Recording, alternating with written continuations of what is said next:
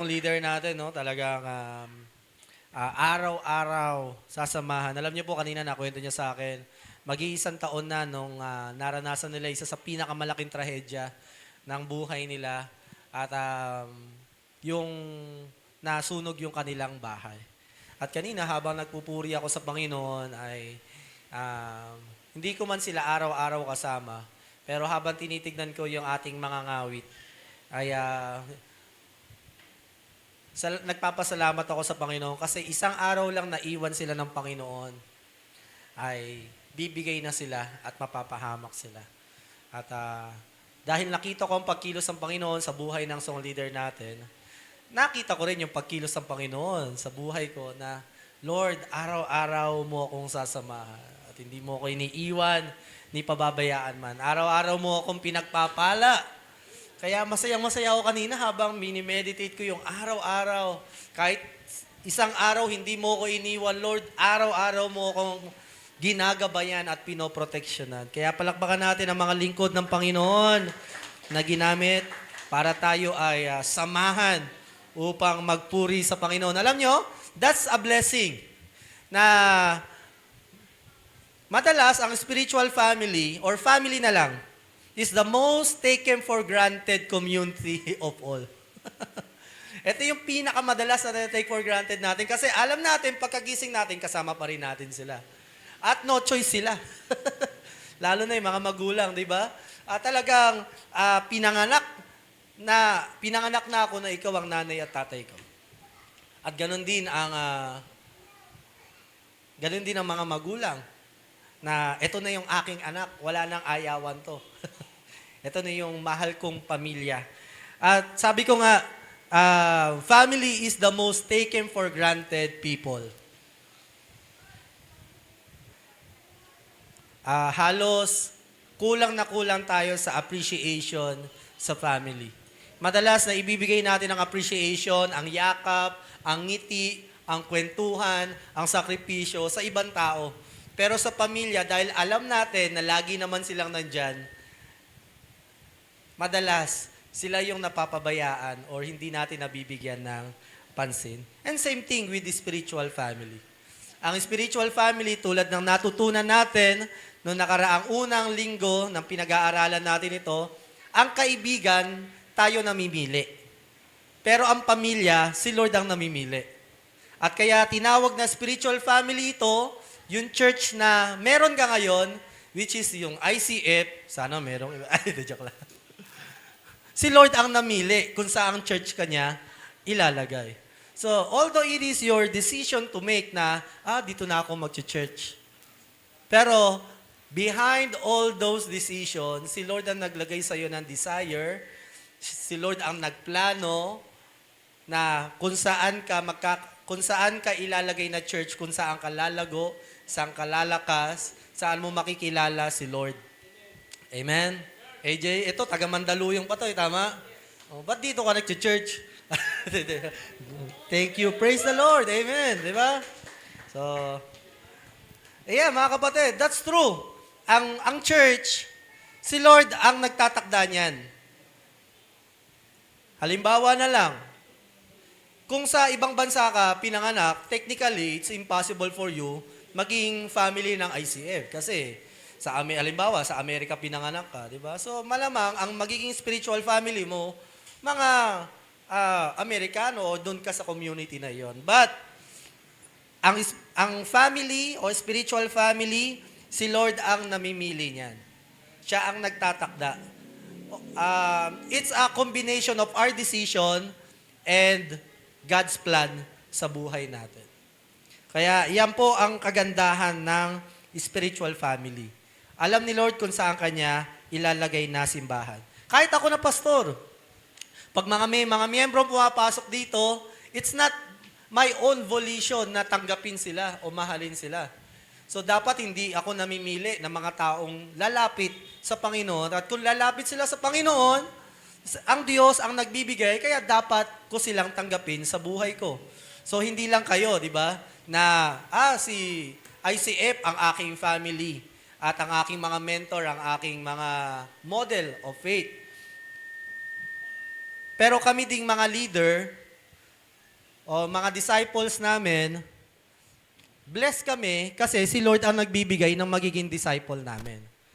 O magiging mga kasama namin sa pananampalataya. So let's read Ephesians chapter 2 verse 18 and 19. Ngayon, tayong lahat ay makakalapit sa Ama sa pamamagitan ng iisang banal na Espiritu dahil sa ginawa ni Kristo. Makita mo, nandito ang pamilya ng Diyos. Una, tayong lahat daw ay makakalapit sa ating Diyos amang nasa langit. Ang Diyos na nagpakilala sa Old Testament.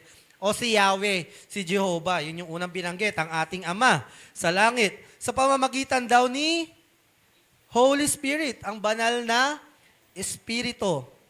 Dahil sa ginawa ni Kristo, ni Jesus, para sa atin. So makita mo, nandiyan yung Spirit, yung Holy Family. Sa ngalan ng Ama, ng Anak, at ng banal na Espiritu. Kinalakihan natin yung katagana yan, o declaration of faith.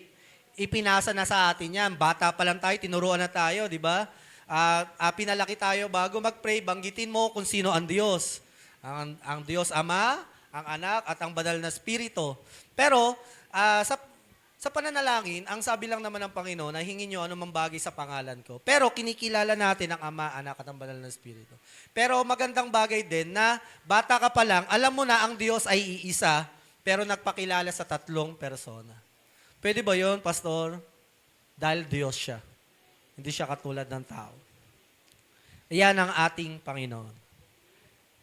So tayong lahat daw ay nakakalapit na sa Diyos, sa kabanalan niya, sa pamamagitan ng Espiritu ng Panginoon na nananahan sa atin, at sa pamamagitan na ginawa ng Panginoon ni Jesus sa kamatayan at muling pagkabuhay niya. Kaya kayong hindi Hudyo, mga hindi Hudyo, sila yung mga Israelita na unang nanampalataya kay Yahweh. So sabi, kayong mga hindi Hudyo, tayong mga Pilipino, mga Hintil, mga hindi Hudyo pero naniniwala kay Jesus, hindi na dayuhan o taga ibang bansa, kundi kaisa na ng mga pinabanal at kabilang sa pamilya ng Diyos. Ito po ang pag-uusapan natin. Ang pagiging pamilya sa Panginoon. Kung iisipin mo, kapatid, ikaw, ibibilang para maging kapamilya ng Diyos. So parang medyo malabo yun. Ako, magiging parte ng pamilya ng Panginoon. So pag-aralan natin, ano ba yung mensahe ng Panginoon tungkol dito? So yan po ang ating title, Family of God, ang mapabilang sa pamilya ng Diyos. Kaya ang ganda ng awit natin kanina, no?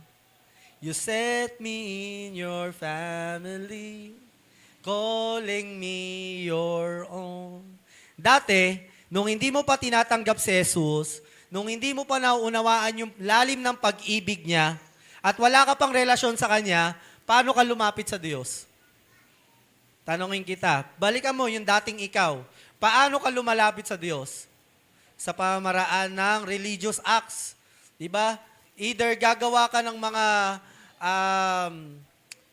church practices para makalapit sa Diyos. Ano ba halimbawa ng church practices noon para makalapit sa Diyos? Ayun, pwede naman yun. Nagsa-sign of the cross. Ang ngalan ng Ama, ng Anak, Banal na Espiritu Santo. Yun. Rosary. Ganun yung paraan na alam natin na, makakalapit lang ako sa Diyos pag ako ay nag-sign of the cross, nag-rosary, kapag ikaw ay nagpenitensya, o kaya naman nagpunta ka sa isang malaking simbahan na alam mong maraming simbolo ng Diyos. Di ba? Tama po ba? Ganun tayo noon? Para makalapit sa Panginoon. Pero, ngayon na Kristiyano ka na, naunawaan natin na ang paglapit sa Panginoon, wala siyang pinagawang mga ganung bagay para magkaroon tayo ng relasyon sa Kanya. Kung babasahin niyo po yung Bible, I encourage you, read the Bible. Nakakatulong yung mga traditional practices. Pero kung doon ka aasa para lumapit sa Diyos, hindi ka lubusang magkakaroon ng relasyon sa Panginoon. Dahil nakabase sa iyong religious acts. Kung luluhod ako o kakain ako ng tinapay na bigay ng isang lingkod ng Diyos, ay saka lang ako makakalapit sa Panginoon. Hindi, kapatid. Ang sabi lang ng Panginoon, para ikaw ay magkaroon ng relasyon sa Kanya, pakinggan mo maigi ha, ito ang pinagkaiba ng pananampalataya ng isang tunay na Kristiyano. Hindi nakabase sa mga tradisyonal na gawain ng simbahan, o mga religious acts para ikaw ay makalapit o magkaroon ng relasyon sa Diyos. Ang sabi ng Panginoon, para magkaroon ka ng relasyon sa Kanya, sino mang tumanggap at manampalataya sa Kanya, ay binigyan niya ng karapatang maging anak ng Diyos. Simpleng-simple lang, kapatid. Minsan naharangan tayo ng religion. Pero ang sabi lang ng Panginoon, tanggapin mo ako, manampalataya ka sa akin. Sino? Si Jesus. Tanggapin mo na siya ay namatay para sa iyo. Manampalataya ka na siya ay namatay para sa iyo, na ganun na lang ang pag-ibig ni Jesus ng Diyos sa iyo, ng ating Ama sa langit, na ibinigay niya ang kaisa-isang anak niya para sa iyo, dahil alam niya na ikaw ay nagkasala at pupunta ka sa impyerno, pero dahil mabuti ang Diyos, siya ang namatay para sa iyo at para sa akin, at maniwala ka doon at panampalatayaan mo yon, magiging anak ka ng Diyos. Karapatang maging anak ng Diyos. So mga kapatid, may nakasulat ba doon na kailangan mong gawin to para makalapit sa Diyos? Wala. Ang sabi lang, tanggapin mo at panampalatayanan mo si Jesus.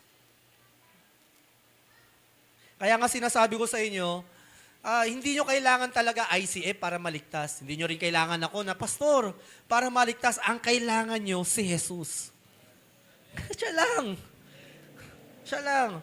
Ayan ang pinagkaiba ng pananampalataya ng mga born again sa ibang religion. Tayo mga born again, hindi nakabase sa simbahan, sa mga lingkod ng Panginoon, kundi nakabase lang sa iyo kung mananampalataya ka kay Jesus. That's it.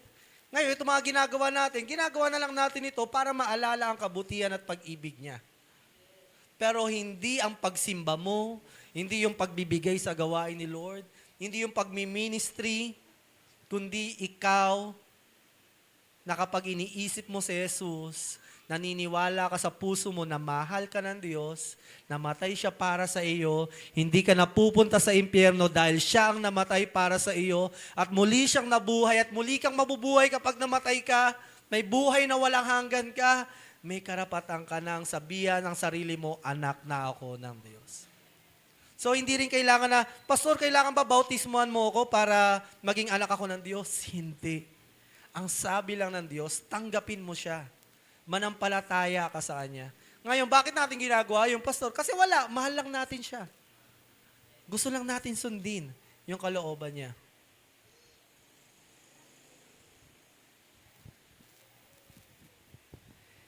In Romans chapter 8, 29-23, sapagkat alam na ng Diyos noong paman kung sino na ang kanyang magiging anak. Tandaan nyo to ha. At sila'y tinalaga niyang matulad sa kanyang anak na si Jesus para siya ang maging panganay sa maraming magkakapatid. Kaya nga, ang mga taong pinili ng Diyos noong una pa ay tinawag niya para maging kanyang mga anak. At ang mga tinawag niya ay tinuring niyang matuwid, at itinuring niyang matuwid ay binigyan niya ng karangalan. Sabi dito, sa unang bahagi ng kanyang salita, alam na ni Lord kung sino yung mga magiging anak niya. Pero mapapaisip ka agad, naku, baka hindi ako yung maging anak ni Lord kasi si Lord nakakaalam ng huli, di ba? Tayo, di natin alam. Malay ko ba? Pero alam mo kapatid, hindi mo na problema yon. Iwan mo na sa Diyos ang tanong na iyon. Siya ang nakakaalam kung sino ang mga anak niya at sino yung mga tatanggap sa Kanya. That's God's business, hindi sa iyo. Pero ito ang binigay sa atin ng Panginoon. Ang ibinigay niya sa atin ay sila'y tinalaga niya maging katulad ng Kanyang anak na si Jesus. Ang binigay niya sa atin ay yung desisyon na manampalataya at sumunod kay Jesus. Wala na tayong control doon sa karunungan ng Panginoon kung sino ang mga magiging anak ng Diyos. Wala tayong control doon. Ang Diyos lang nakakaalam nun. Pero, ito ang may control ka. Ang tanggaping si Jesus manampalataya sa Kanya, na gayon na lang ang pag-ibig niya, namatay siya sa iyo at muli siyang nabuhay para tayo ay mamatay at muling mabuhay ng walang hanggan sa Panginoon. Yan lang yung ating bahagi. At sabi naman ng Panginoon, kapag tinanggap mo siya, ikaw may buhay na walang hanggan. So, ganun talaga. At least, ang maganda dito, sinabi ng Diyos, alam niya kung sino. Ang end of the story, alam niya ang ending. Pero sa kabila ng yon, binigay niya sa atin yung kalayaang piliin siya. So, pinili mo ba siya, kapatid? Di alam mo na yung ending. Yun lang naman yun eh. Tinanggap mo si Jesus bilang yung Lord and Savior, alam mo na ending mo. Gusto mo na bang ending na? Wag muna. Wag muna. Hindi pa ending na story. Mag-aasawa ka pa. Maabot mo pa yung pangarap mo. Amen? Yung pangarap nyong bahay na pinagpipray nyo. Amen? Maabot pa natin yan. Wag muna natin tapusin ang story. Diba? Magkaka-baby pa kami at mag-aaral din yun. Diba? Depende kung sino kamukha. Kahit sino sa amin, panalo na. Mas panalo kung nanay ang kamukha, no? Pero ugali sa tatay. Hindi naman. Mas mabait yung nanay eh. Okay, mga kapatid. So, yun. Ang pagiging pamilya ng Diyos ay binigay sa atin ng Diyos ang decision kung gusto mo maging parte ng pamilya ng Diyos. At ang mga anak ng Diyos ay magiging katulad ni Jesus. So, yan tandaan niyo yan.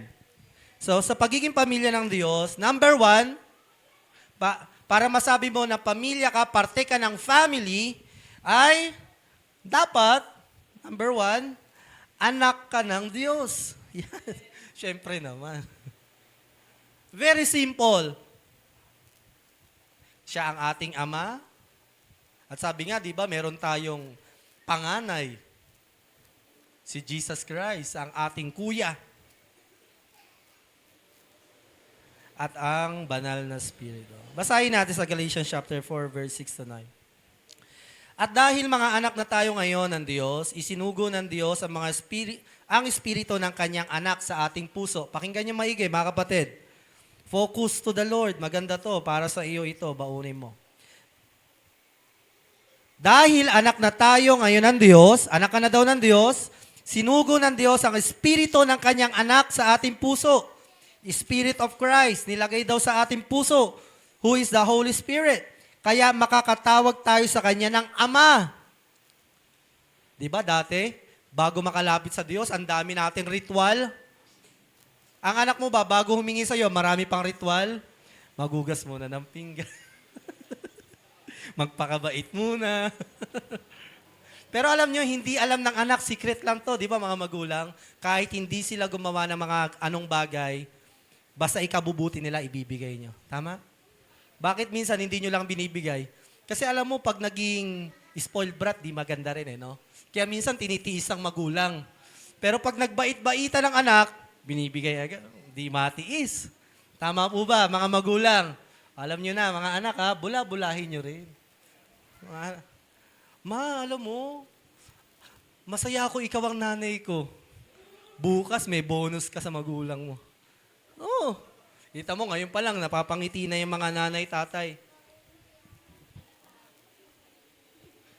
Ngayon, ito, balik tayo sa salita ng Panginoon. Sabi dito, kaya makakatawag na tayo sa Kanya ng Ama. Walang ritual-ritual. Hindi mo kailangan ng church membership para tawagin siyang Ama. Hindi mo kailangan mabautismo tas may sulat na sa sektang ito ay bahagi ka na ng church kaya pwede mo nang tawaging Ama ang ating Diyos sa langit. Hindi. Tanggapin mo si Jesus at magiging anak ka ng Diyos.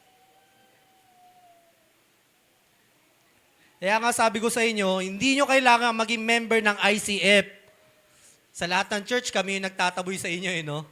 Pero yun naman kasi yung totoo, di nyo kailangan maging member ng ICF para maging anak kayo ng Diyos. Ang kailangan nyo tanggapin si Jesus. Wala sa ICF ang kaligtasan. Wala sa church. Wala sa pastor.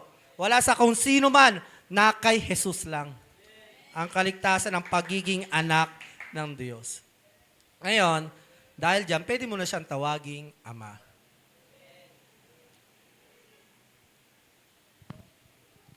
Kapag ang anak tumawag sa magulang, nanginginig pa yan. Pero kapag ang tambay tumawag sa iyo, penge nga pong pag-iisipan pa yan. Sino ba yan? Hindi ko naman anak yan. Pero kapag ang anak humingi sa magulang at tama ang hinihingi niya at panahon na para hingi niya yon, agad-agad itong ibibigay ng magulang kung ikabubuti niya.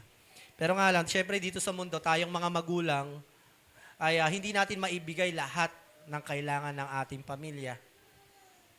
Pero alam mo kapatid, ikaw, meron kang Ama sa langit na may-ari ng lahat ng bagay. Hawak niya lahat. Kontrolado niya ang lahat. At kapag nakita niya na handa ka na, ibibigay niya na. Hindi ka niya titiisin. May tamang panahon lang siya. May timing lang. Kailangan mo lang mag-antay. Ngayon, hindi na tayo alipin, kundi mga anak. Kita nyo? At kung anak tayo ng Diyos, tagapagmana rin kayo ng mga pangako niya. Wow! Grabe, may mana. Mga magulang, no, hanggat maaari, may mamanahin ang anak ko sa akin. Kung wala man, huwag kayong mag-alala, may mamanahin tayo sa langit.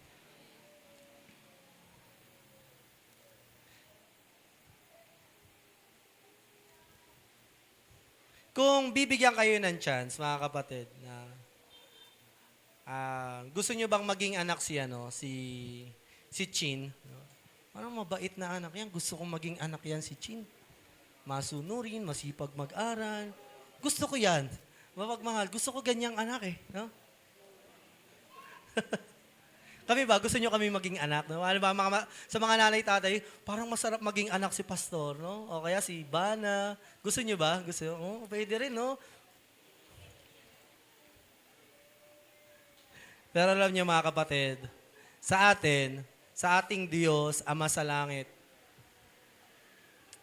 hindi tayo ang nag-decide para maging anak tayo ng Diyos. Siya ang nag-decide, gusto kitang maging anak. That's real. Hindi ikaw yung gusto kong maging anak, gusto kong maging tatay yung Diyos, makapangyarihan yan. Actually, hindi may isip ng tao yan maging anak ng Diyos. Kasi alam mong hindi ka karapat-dapat.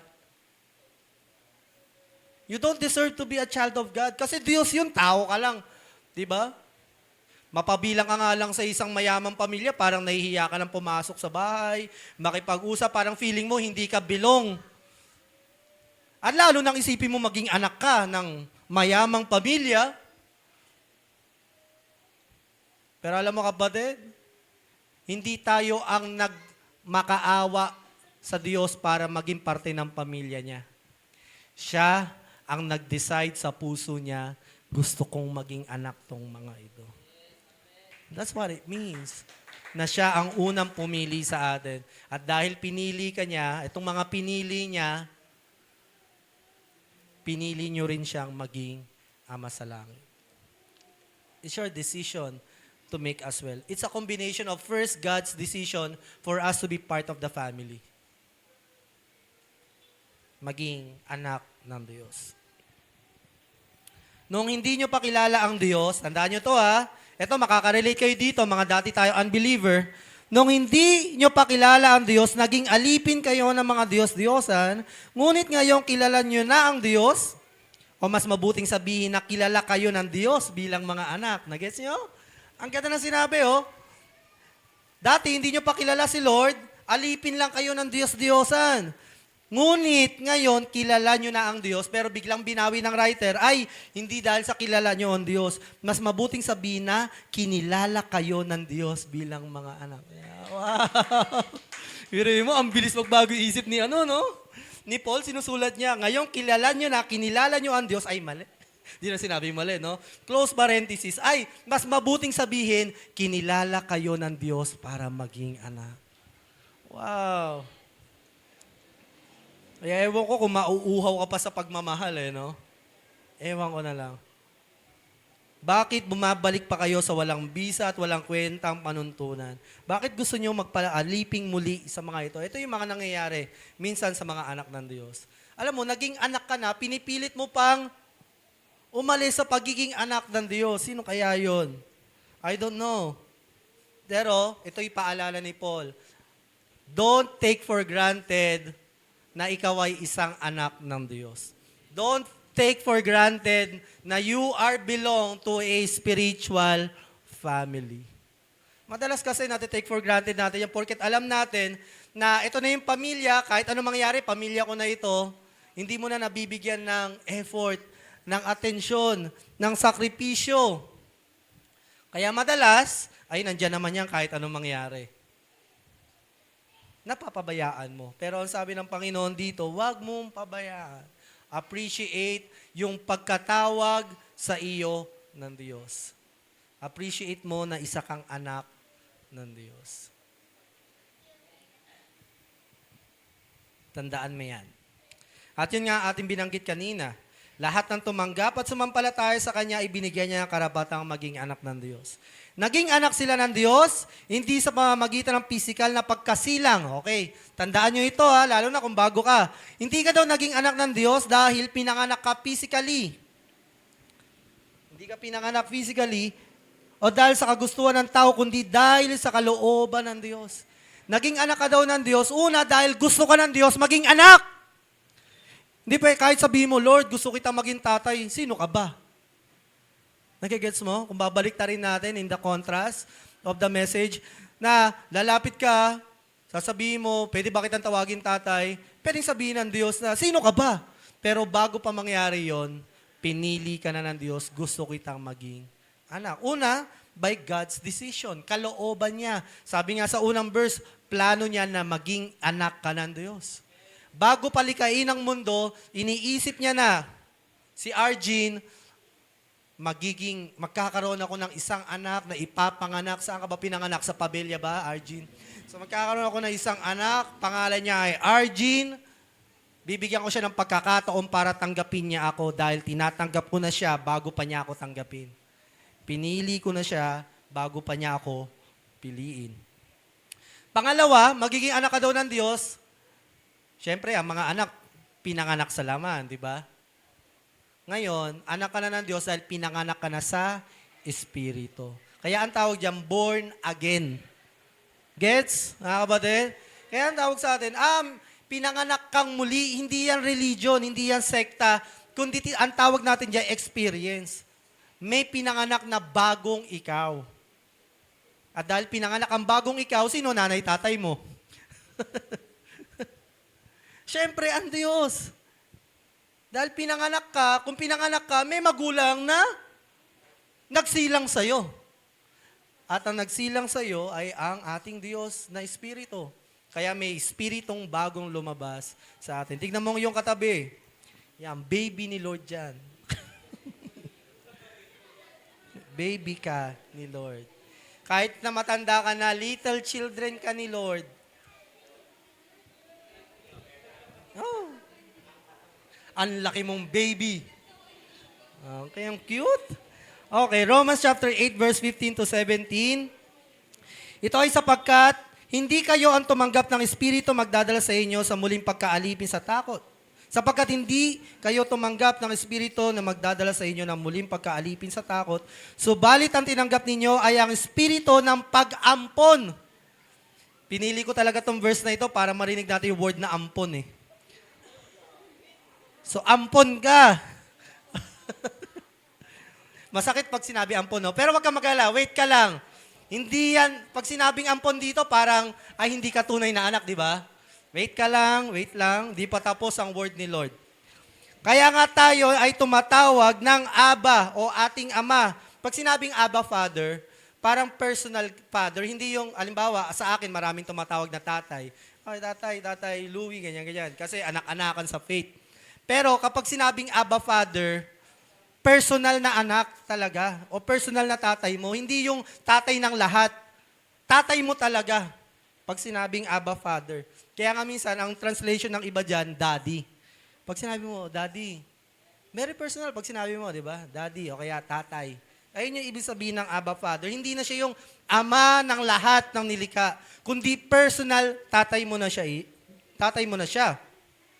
Pakinggan nyo maigi, mga ampon. Pero ito, maiintindihan nyo kung gaano kaganda ang salita ng Panginoon. Come on, lend your ears to the Holy Spirit. Ang Espiritu ang siyang nagpatotoo kasama ng ating Espiritu na tayo'y ay mga anak ng Diyos. Ulitin ko kung di nyo na-gets. Ulitin ko.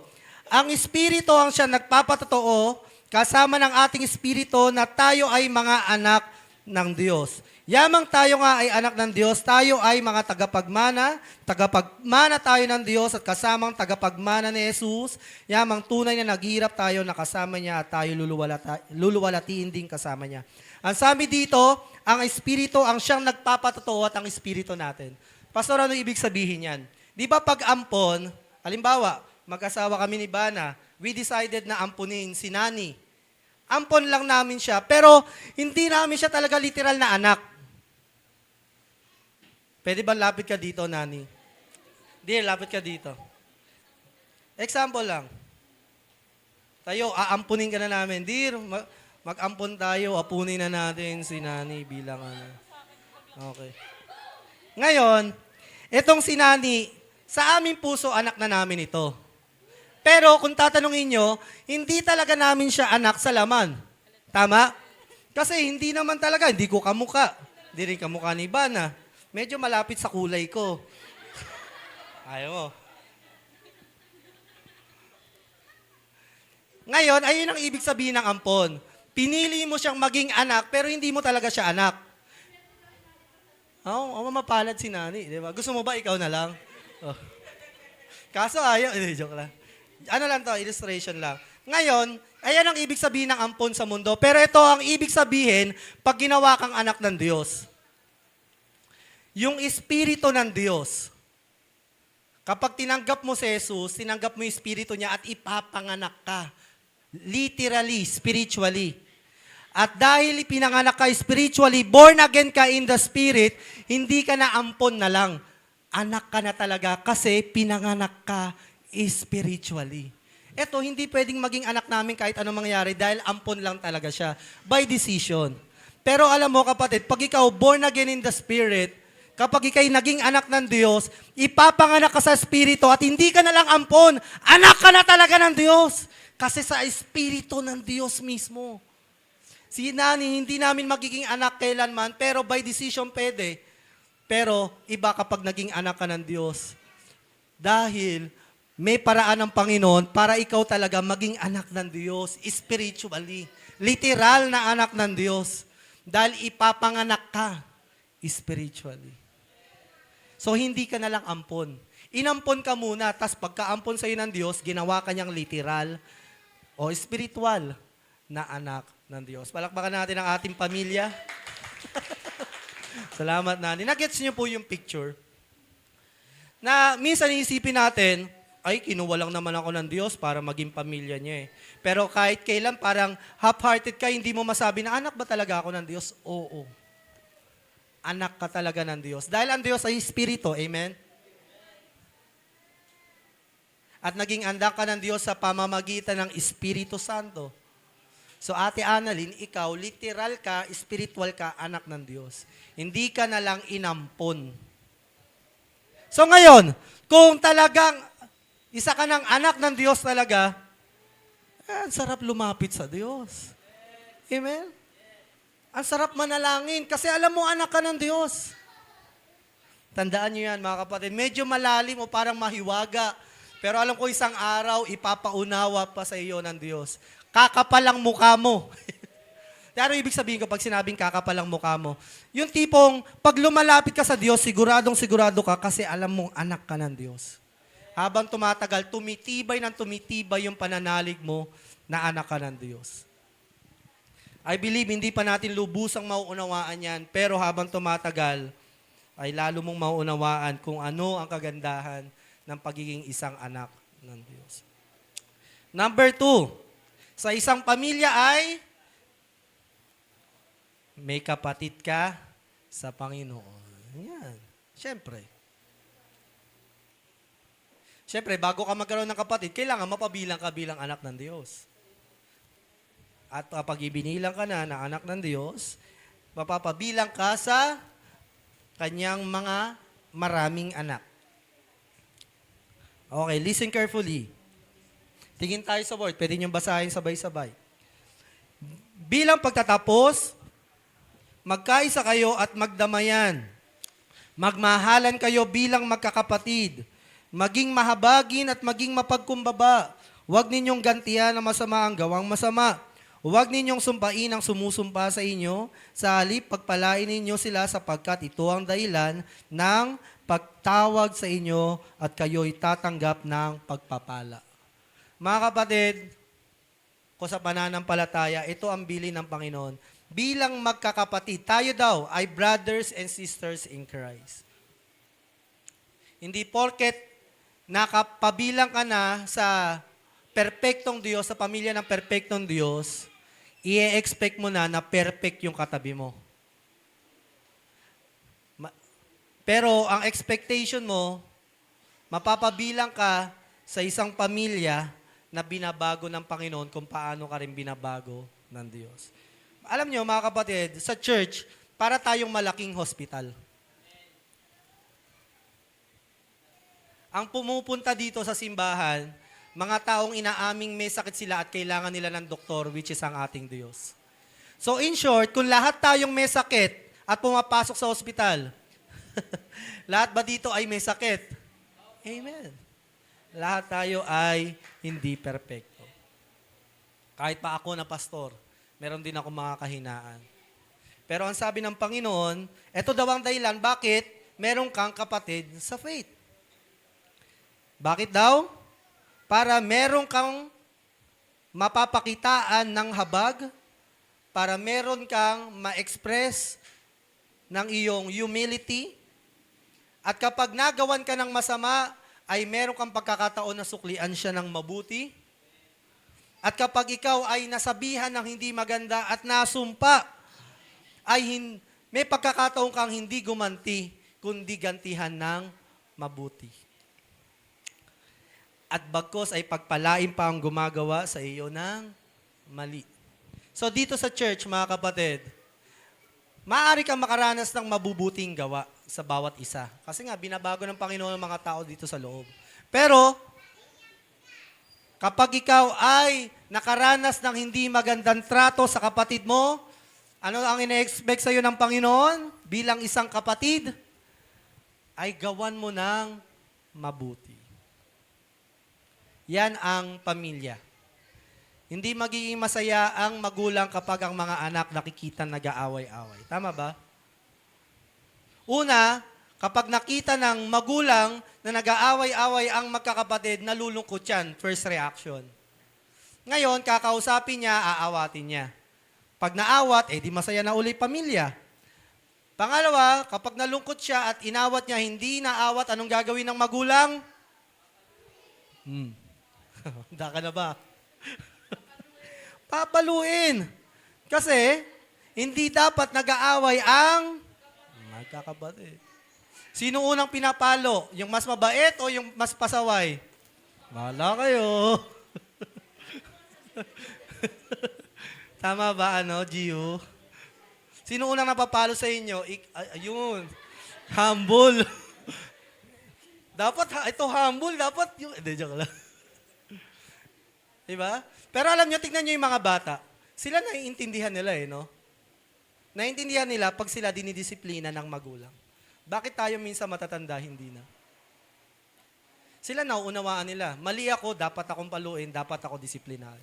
At tinatanggap nila yon. Bakit tayong mga matatagal na, kapag napagsasabihan, lumalayo, nagdadamdam. Buti pa ang bata. Kaya ayan ang kagandahan sa mga bata, sabi ng Panginoon. Naghahari sa kanila ang Diyos. Bakit? Ano yung naghahari sa kanila? Humility.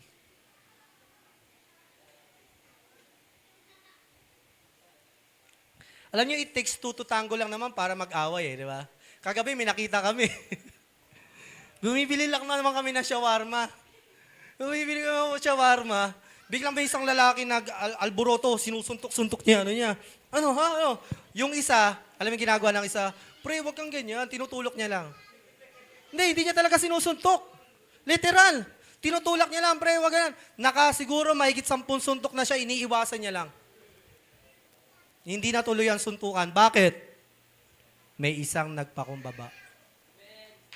It takes two to tango para magkagulo. Ngayon, pag nagkakagulo na, dalawa na ang nag-aaway dyan.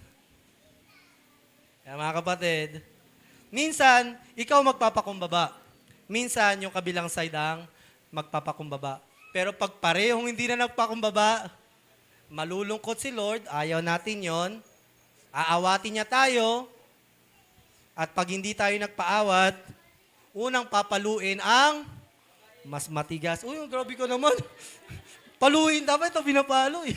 Joke. Unang pinapalo ang ayaw magpaawat, ayaw makinig. Kaya magpaawat na.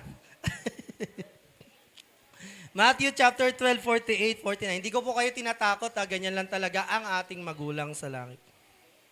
Baka kasi nakakalimutan natin, nagagalit din ng Diyos. Tama? Kung tao nga, binibigyan natin karapatang magalit eh. Di ba? Okay lang yan, damdamin mo yan, emosyon mo yan, magalit ka! Eh, lalo na ngayon, di ba, sa gobyerno natin? Di ba, parang galit na sa gobyerno, mga tao, kanya-kanya ng side. Huwag ka lang mga away, pwede kang mag-express ng iyong political views. Basta huwag kang mangi-insulto, huwag mong tatapakan yung pagkatao, huwag mong hayaan pre, huwag mo na hayaan block. Eh kasi problema, minsan natatakot na rin tayo mag-express eh. Nawawala na talaga yung tunay na freedom of expression. So, wag awayin. Pero sabi ko nga kay Pastor Ruther, kasi talagang very, yung patriotism niya. Sabi ko sa kanya, nag-comment na lang ako, at least saan man lang makatulong. Sabi ko, Pastor, alam na, patriotism lang yan nararamdaman mo. Sana wag ka lang magkasala. Okay lang na i-express mo yung iyong sentimiento sa nangyayari sa bansa natin. Wag ka lang magkasala. Kasi, apoy yan ang pagmamahal sa bayan eh. Hindi mo mapipigilan niya. Alam niyo, pag Wednesday dito, ramdam na ramdam ang apoy sa pagmamahal sa bayan. Umiiyak sa bansang Pilipinas. Kaya nga sabi ko sa inyo, bago tayo makisali sa away, siguraduhin mo muna nagpe-pray ka na sa bayan. Pero kung di ka nagpe-pray sa bayan, di ka rin nag-share ng gospel, dalawa lang naman inuutos ng Lord sa mga magugulong gobyerno. Pray for the nation and focus again to your purpose, to share the gospel. Ngayon, kung mas masipag ka mang-away kaysa mag-pray for the nation o mag-share ng gospel, manahimik ka na lang, di mo mahal ang bayan. Pero kung nagpe-pray ka naman sa bayan at nagagawa mo yung bahagi mo upang manatiling Kristiyano at anak ng Diyos sa mga gulong gobyerno, kahit papano, pwede ka magpahayag, pero wag kang mga-away. Hindi gusto ng Panginoon yon.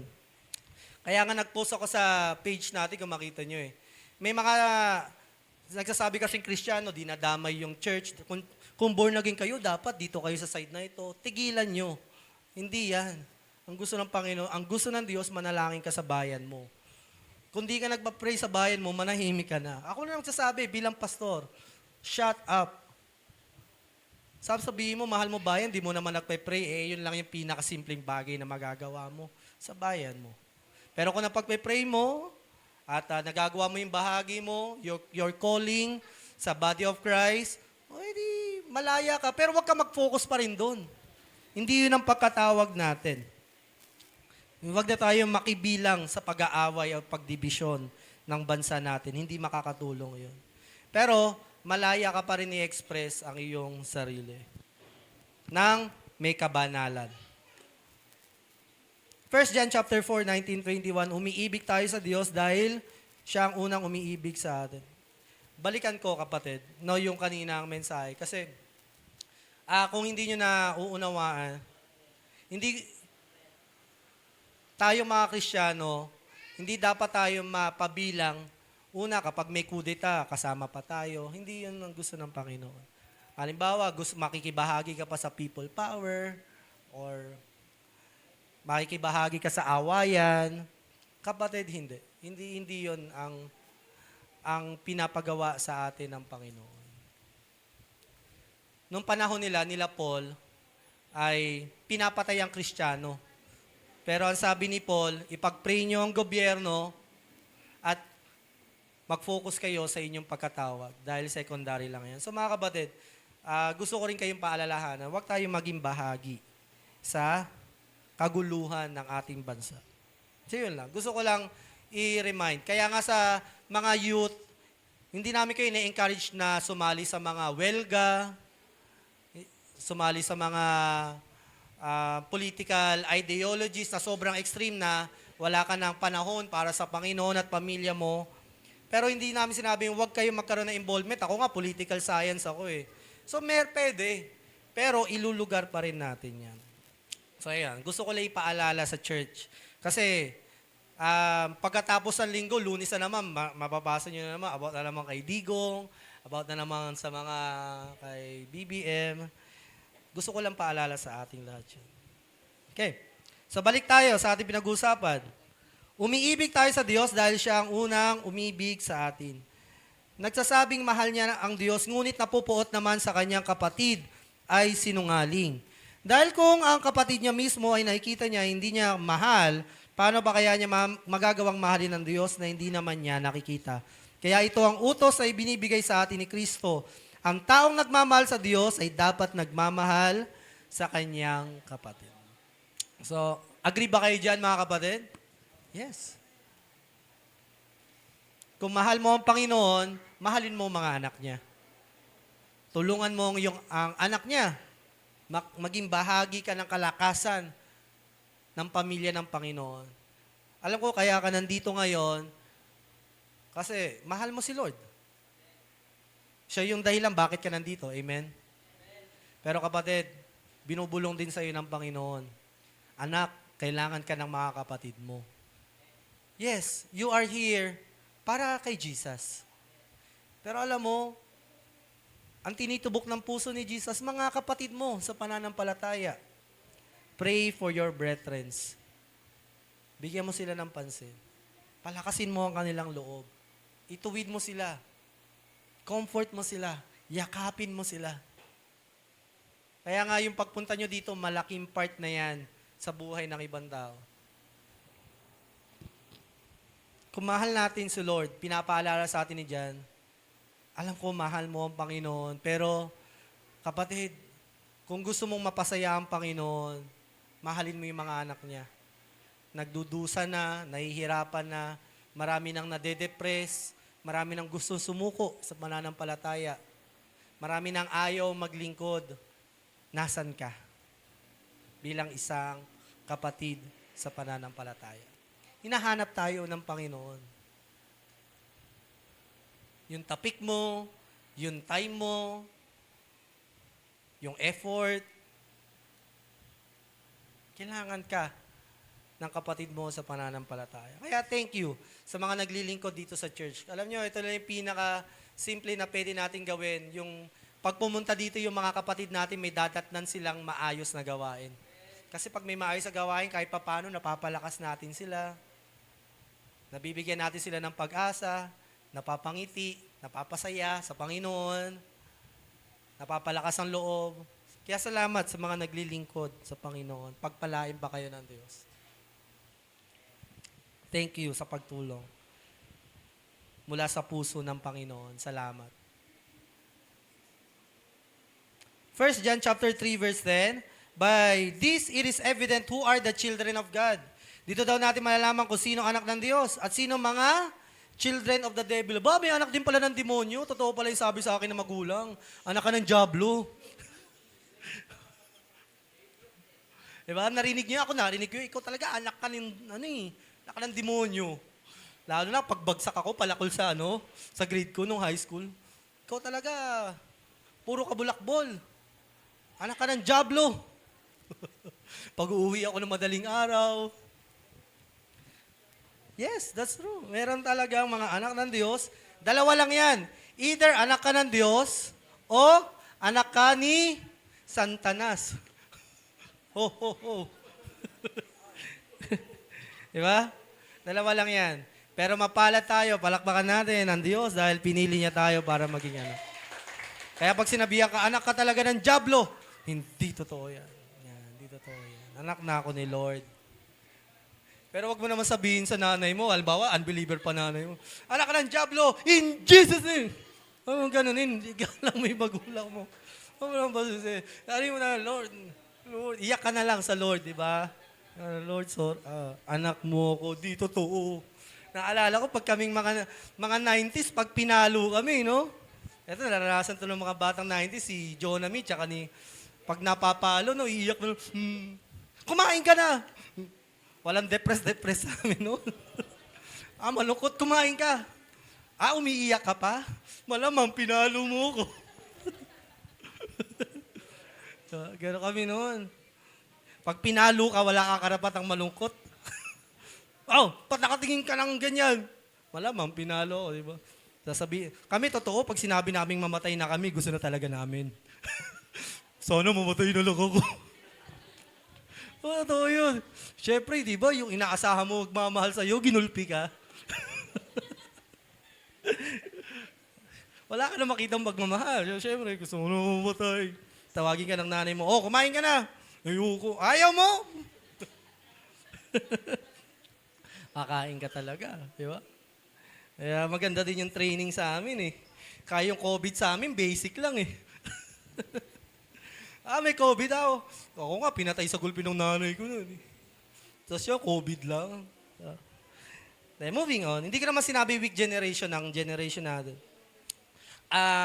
Special and unique ang generation na ito. Hindi, I'm saying this. Matalino kayo, marunong kayo. Gamitin nyo yung karunungan na binibigay sa inyo ng Panginoon para sa kaluwalhatian niya. Napapaliguan kayo ng mga karunungan, information, kalayaan. Gamitin nyo yan. You are special in your generation. 1 Corinthians chapter 3:17, if any man destroys sanctuary of God, God will destroy him, for the sanctuary of God is holy, and that is what you are. So, yan. Warning lang naman ito. Paalala ito sa atin, mga kapatid, na wag mong gagawa ng masama ang pamilya mo sa Panginoon. At kung hindi ka titigil, kundi man titigil ang isang tao, kakadestroy, o magkaroon ng kaguluhan, intentional man o hindi, God will destroy that person. So take it as a warning. Mabait ang Panginoon, mahal ka ng Diyos, pero ingat ka kapag nakakagawa ka ng mali sa kapatid mo sa pananampalataya. Hindi malulugot ang Panginoon dahil tandaan mo, ang mga anak ng Diyos tinuruan hindi gumanti. At dahil pag hindi gumaganti yan, ang Diyos ang gaganti sa kanila. Kaya nung si Pastor Apollo, yung pastor pa dito, ang dami ko naririnig na negatibo mula sa iba't ibang tao. Nasa na sila? Hindi sila pinagpala ng Panginoon. Totoo yun. Pero yung mga nagtitiwala, sumunod sa Kanya, nagsupport sa Kanya, pinagpala ng Panginoon. So mga kapatid, habang totoo na sinasabi ng Panginoon na mahalin mo ang iyong kapatid, ito ang pinaka na wag mong gagawin. Kapag nanlalamig ka na sa faith, wag kang gagawa ng bagay laban sa mga anak ng Diyos o sa church niya. Iwasan mo. Gusto ko tambalaan. Tayo, ako rin. Wag nating gagawin yon. Huwag tayong gagawa ng mga usapan o desisyon, aksyon na alam mong makakasira sa pamilya ng Panginoon. Paalala lang yan, warning lang naman yan, mga kapatid. Hindi yan ginagawa ng mga tunay na anak ng Diyos. Maaring minsan nagagawa natin kasi nakakalimutan natin na magkakapatid tayo. Pero yung magandang paalala na ang kapatid mo ay pagpapala ka dapat sa kanila. So, una, sa isang pamilya ng Diyos, may tinatawag na anak ng Diyos at tayo yun at siya ang ating Ama sa langit. At sa pamilya ng Panginoon, may tinatawag na magkakapatid. Tignan mo yung katabi. Yan. Yan ang iyong kapatid sa pananampalataya. And lastly, dito na tayo magtatapos. Hindi na natin bibigyan pa ng malalim na usapan, baka sa susunod na, hindi ko alam kung kailan, pero medyo malalim kasi itong usapin na ito. Pero sa pamilya ng Diyos, ay merong magkasintahang ikakasal. Diba? Ang bilis ng reaction ng isang kapatid natin sa faith, sabi niya agad, ano yun? So, ganun talaga. Merong isang malaking kasalang mangyayari. Dahil pamilya ito. Dahil pamilya, may mag-asawa. At alam niyo ako, na-bless ako sa mag-asawa na ito. Dati siguro di naman nila masyado naiisip. Pero nagsabi sila, Pastor, gusto namin ikasal uli sa church. Sabi ko, ang sarap sa pakiramdam. Siguro dati nakalimutan na nila yan. Pero nung naging anak sila ng Diyos, nakita nila na, wow, gusto kong ikasal sa simbahan. Palakpakan naman natin ng Diyos sa buhay ng mga... Alam nyo, ang daming gusto magpakasal. Totoo. 1, 2, 3. Ang dami gusto magpakasal. Mahigit 3 sa church natin. Pwede ba nang palakpakan natin ng Diyos sa bagay na yan? Magandang bagay yun. Pag anak ka ng Diyos, no, bumabalik ka sa original plan ni Lord. No? Ay gusto namin magsumpaan sa harap ng banal na Diyos. Wow, praise the Lord. So sige, salamat sa Panginoon sa pagbibigay sa atin ng kagustuhan na yan para sa mga mag-asawa. Huwag niyo pong hayaan na mawala yung apoy na yan. Mag-ipon-ipon na kayo kung gusto niyo ng medyo may handaan. Pero kung walang problema, gawin natin yan sa biyaya ng Panginoon. At kung sinong mga kabataang gusto ng ikasal, manahimik kayo muna. Ayoko na magbanggit. Sa mga dapat nang ikasal dyan. Gusto mo na? Nasaan na ba yung partner niya? Wag yun. Op! Magkakapatid tayo. Huwag mag-aaway.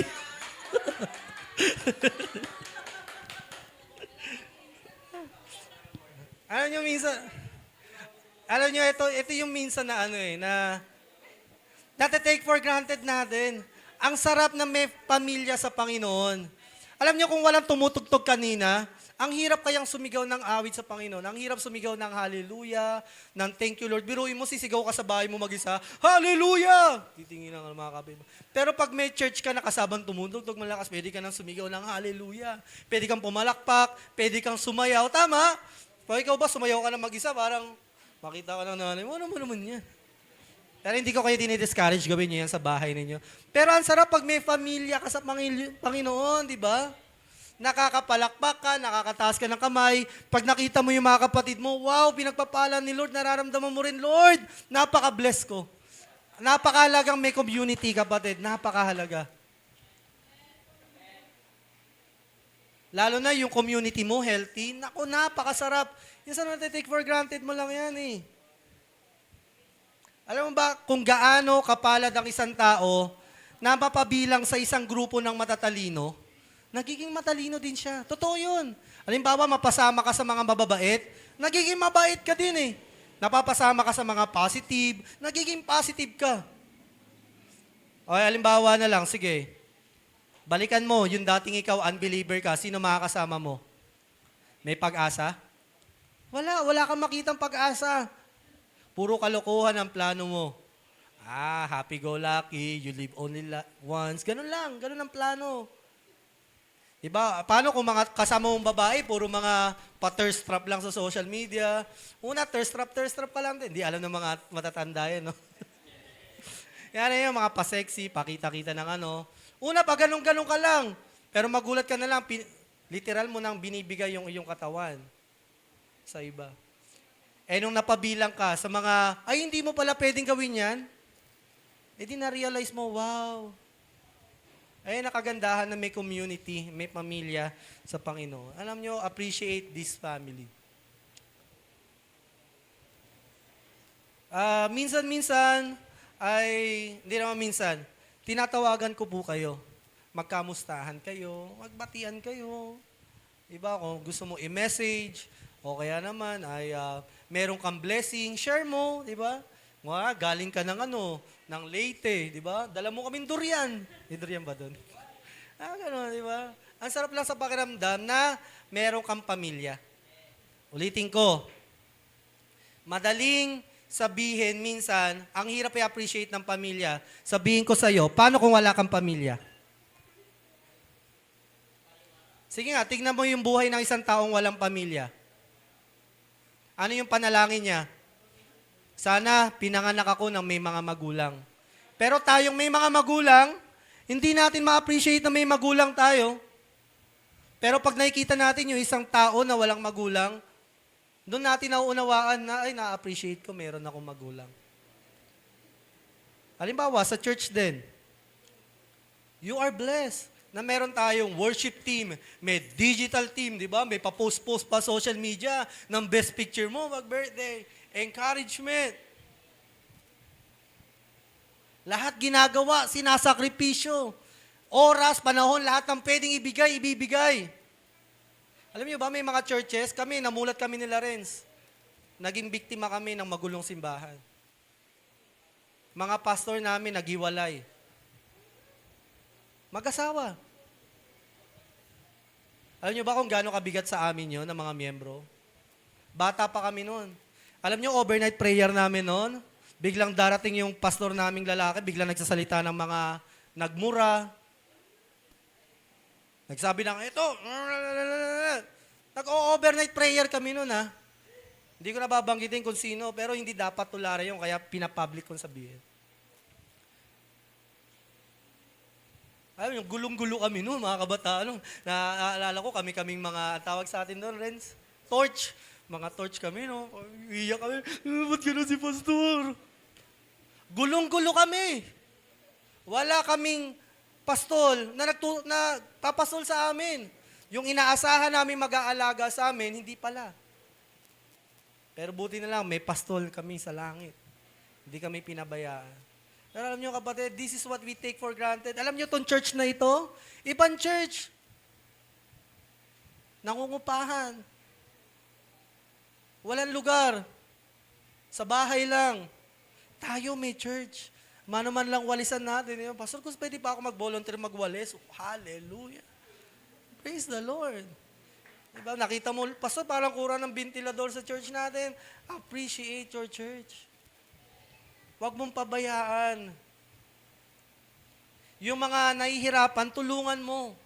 Dahil kapag yung mga natitira na lang na nagpapagal, sumuko pa yan, mahihirapan tayo. Magtulungan tayo, magpalakasan tayo. Amen mga kapatid. Ayan, di ba? Nagiging mature na kayo. Dati mga bago lang kayo. Ngayon, nare-realize nyo na ipaglalaban ko ang pamilya ko sa Panginoon. Amen?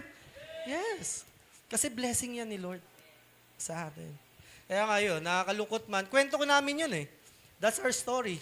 Pero sa kabila ng yun, God is still our Savior. Niligtas niya kami. Alam niya, sa puso namin, gusto namin maging tunay na Kristiyano. Alam niyo ako, napariwala talaga ako noon. Nawala ako sa church. Kasi natisod talaga ako noon eh.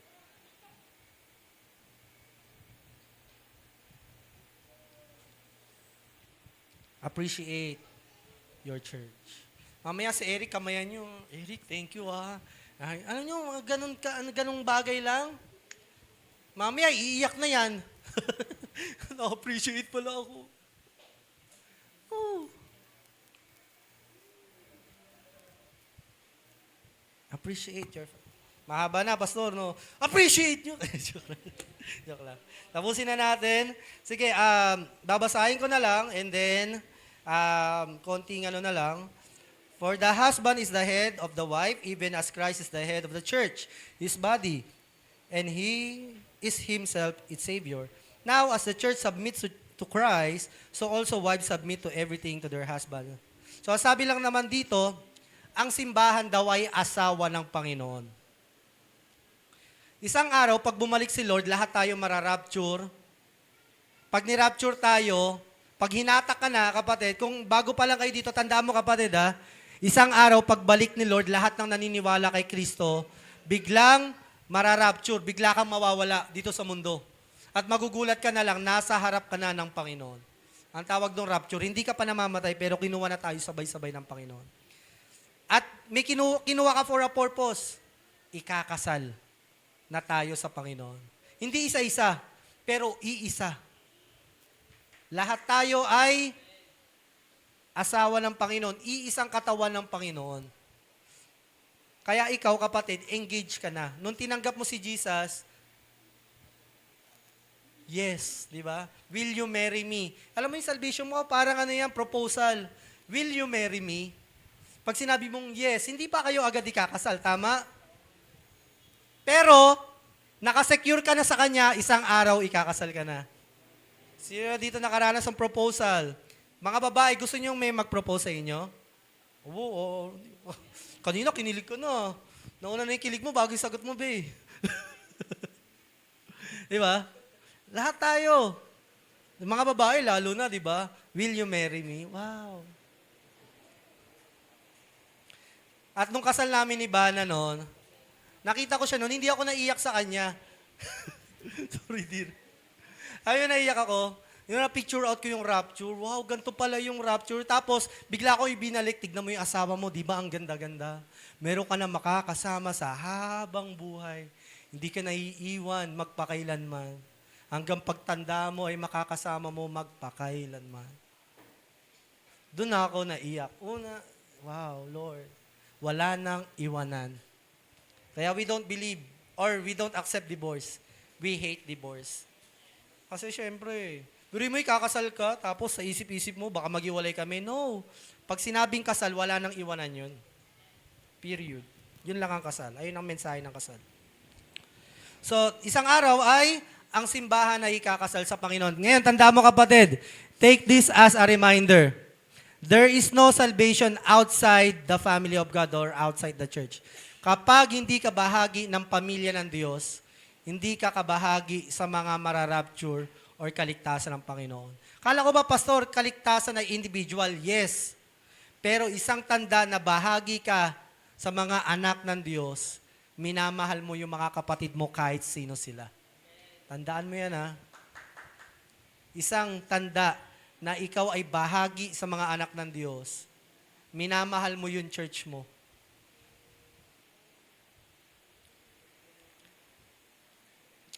Last verse. Let us rejoice and exult and give Him the glory, for the marriage of the love has come, and His bride has made herself ready. It was granted her to clothe herself with fine linen, bright and pure. For the line linen is the righteous deeds of the saints. Kita nyo? Ang church ba, mga nakikitaan ng matuwid na pamumuhay? So, ang sabi dito, ang ikakasal daw ay merong matutuwid na pamumuhay ng mga anak ng Diyos. Kita mo, mga kapatid? Kaya hindi mo pwedeng sabihin, anak ako ng Diyos pero wala kang church. Ulitin ko, ha.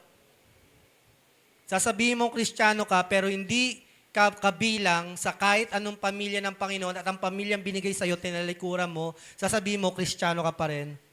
Hindi.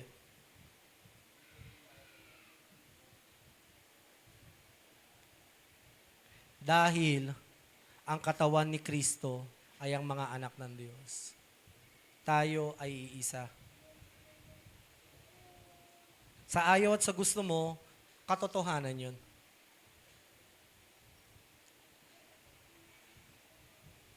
Kaya kapatid, kapag nakikita mo sarili mo, inihiwalay mo ang sarili mo sa church, sa pamilya ng Panginoon, mag-alala ka.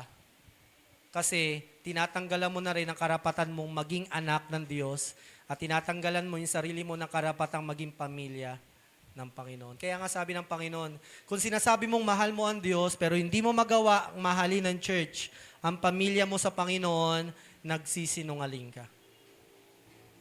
Kita mo mga kapatid? Ano kahalagahan ng pinag-uusapan natin ngayon? Na oo, love mo si Lord, love mo si Jesus, pero paano mo talaga nasabing mahal mo ang Diyos? Mahal mo yung kapatid mo, ang church na ibinigay sa'yo ng Panginoon. Kaya nga sabi dito, ikakasal ang bride. Ang bride ay hindi isa-isa. Tayong lahat na pinag-isa ng Panginoon. And the angel said to me, write this, isulat mo ito. Blessed are those who are invited to the marriage supper of the Lamb. And he said to me, these are true words of God. Sabi ng Panginoon, isulat mo ito. Ito ang mangyayari sa huli. Na ang church, ang mga anak ng Diyos, ay ikakasal sa Panginoon. Welcome to spiritual family. Una, wini-welcome ka ng ating Ama, ng Anak at ng Banal na Espiritu, at welcome ka mula sa amin, sa church na ito. Invitation po ito ni Lord. Sana itong invitation na ito, sino ka man, kung bago ka man dito, lahat ay inaanyayahan sa kasal. Pero sabi sa parabola, yung mga inimbitahan hindi sumama. Marami silang dahilan. Ay hindi, may magigiik pa ako ng baka, may gagawin pa akong ganito, may pangarap pa ako, hindi po ako, wala po ang panahon. Kapatid, take the invitation of God. Imbitasyon to. Pribilehiyo. Hindi ka pinipilit, oy, pag hindi ka naging pamilya, hindi. Welcome to. Willingness. At kagustuhan ng Panginoon na maging parte tayo ng kanyang pamilya. Tayo tayong lahat and let's all end the prayer.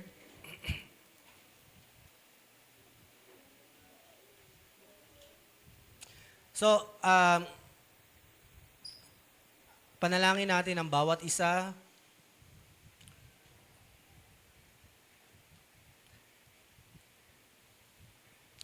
Di ba sabi natin, mahal natin ang Diyos at mahal tayo ng Panginoon.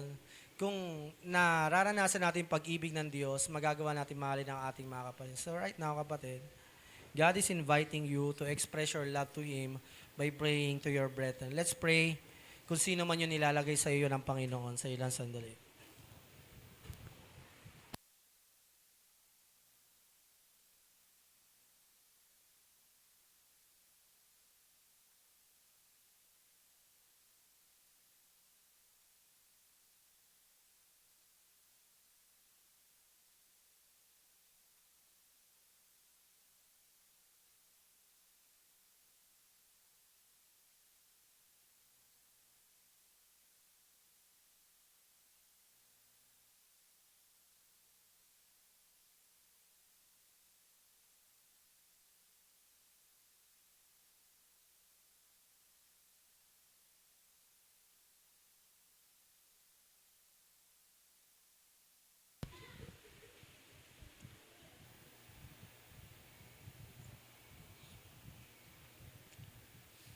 Salamat aming Diyos sa iyo na tumawag sa amin para tawagin ka naming Ama.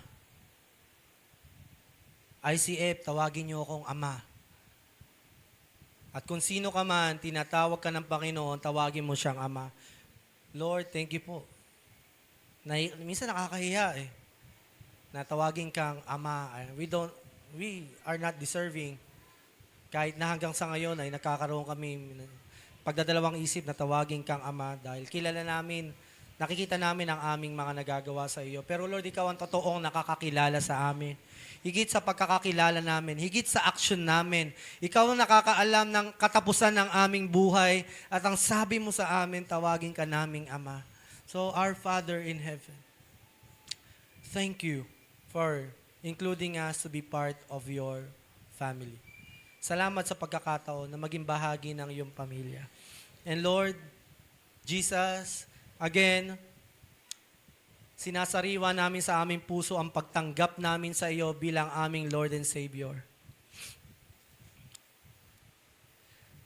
At dahil ang church mo ay ang iyong katawan and you are the head of the church, tinatanggap din namin ang church sa aming buhay, Lord. Tinatanggap namin ikaw, Panginoon, at ang iyong katawan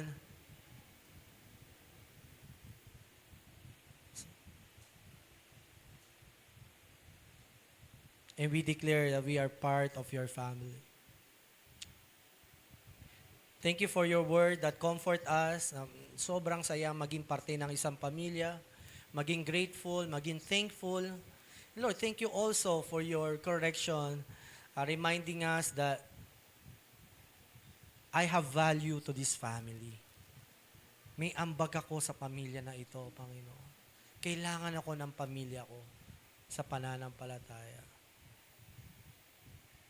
Salamat, Panginoon, sa iyong salita na ibinigay para sa amin. Lord, tulad po ng iyong panalangin, pagkaisahin mo ang iyong mga anak, may we be one just as how the Father and the Son, the Holy Spirit, at sa iyong mga anak sa simbahan na ito. That may be we one in the Spirit. Iba-iba man kami ng mga persona, pero iisa kami ng hangarin. To glorify you, to worship you to honor you, to love you. God, patibayin mo po ang aming pagsasamahan, kung paano mo pinagtitibay ang aming mga individual na pananampalataya. And we surrender to you this church, God. Salamat sa binigay mong kagustuhan namin na ipagawa ang simbahan na ito. And we entrust you this church, God. And we declare with joy in our heart, gusto namin ibigay sa iyo ang isang lugar kung saan ay mas makapaglilingkod pa kami sa iyo at sa aming mga kapatid sa pananampalataya. Bless this church, Lord. Hayaan mo na magtulungan kami. Makita mo kami na naghahanda lahat, tulong-tulong, masaya, nagpapalakasan. Ang malungkot, pinapasaya namin, pinapangiti. At ang nakakalimot ay pinapaalalahanan namin. Salamat, Panginoon.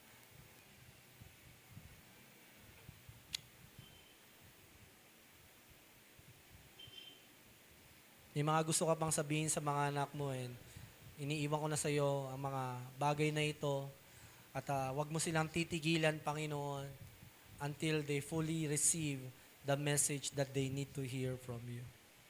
To you all the glory. In Jesus' name we pray. Amen. Palakpakan natin ang Panginoon. At, mamaya ay magbabatian tayo sa Panginoon pagkatapos ng gawain. So, pwede na tayo magbigay sa gawain ng